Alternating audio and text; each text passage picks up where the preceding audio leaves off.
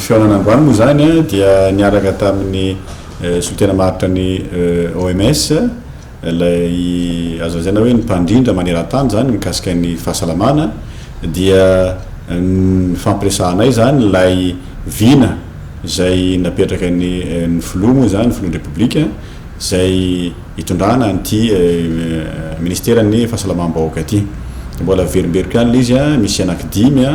voalohany dia makasika ny fanamboarana fotodrafitrasa na ny fanatsarana ny fotodrafitrasa dia manaraka an'izay zany dia fampitaovana an'ireny fotodrafitrasa zay vita ireny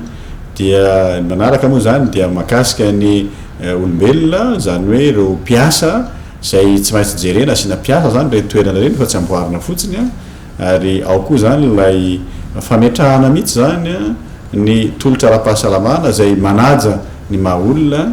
dia ao koa zany lay ady amin'ny kolikoly mazava ho azy fa reo rehetra reo zany dia anamafy an'lay atao hoe lay hoe système de santé zany ary ireo koa zany ao anatin'ireo koa dia mbola misy asa hafa zay tokony atao ohatra zao ny fametrahana ny couverture universelle zany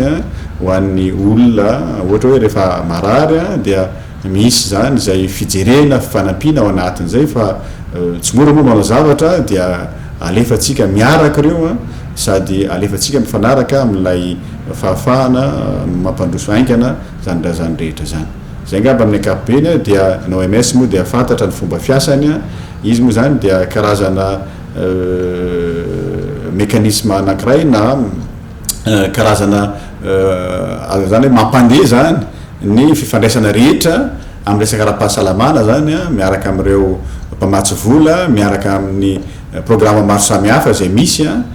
eto amin'nosy zay sahanina ary koa moa zany ny programme atsika zay zareo zay manohana an'le izy ary zay ny asany zay manohana ary